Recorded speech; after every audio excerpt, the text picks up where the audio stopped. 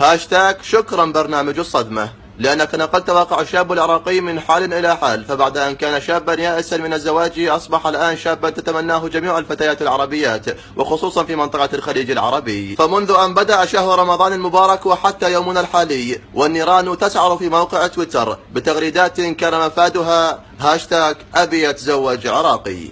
أهو والله حيرة، زين لسان الشاب العراقي شو اتزوج؟ والله حيرة. زين إماراتية، سعودية، بحرينية، كويتية، جزائرية، لبنانية، والمشكلة كلها يا بني يتزوجني، شلون اختار من ما ادري. حرت يعني يا برنامج الصدمة هو هذا حكي خليتنا حاير.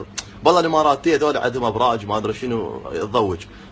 الكويتية هاي بصفنا، اهلها يصيرون قريبين علينا بصف البصرة ما اريدها. جزائرية شفتهم عليها بالزيف وبشوت والله يا اخوت ما اجيب شيء استكيم غوصور عم يشوك ولا شيء. مشكلة، لا مشكلة. برنامج الصدمة ليش تخلينا بهاي الحيرة يعني؟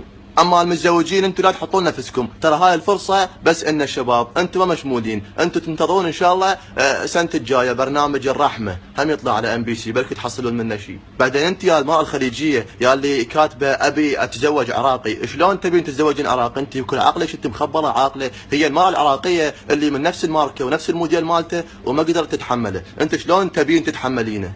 انت شايف الرومانسيه الخارقه اللي يمتلكها الرجل العراقي؟ بس لا عبالك يقرا روايات نزار قباني لو رومانسيات لو احنا رجال عراقيين نقرا روايات الرومانسيه اللي كتبوها هتلر ونابليون بونابرت. يعني ابد مو عنيف، يعني اذا صعدت عنده الرومانسيه وراد ياخذ منك بوسه احتمال يشلع خدك من العرق، يعني يسوي لك شفط.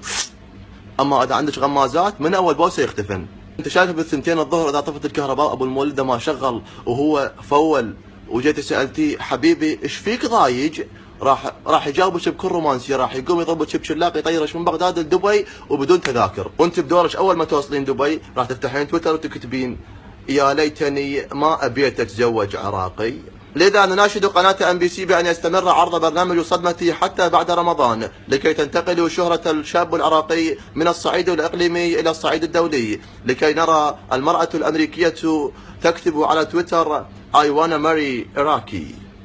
كان معكم من بغداد مختار طالب لقناة لا وجود لها اصلا.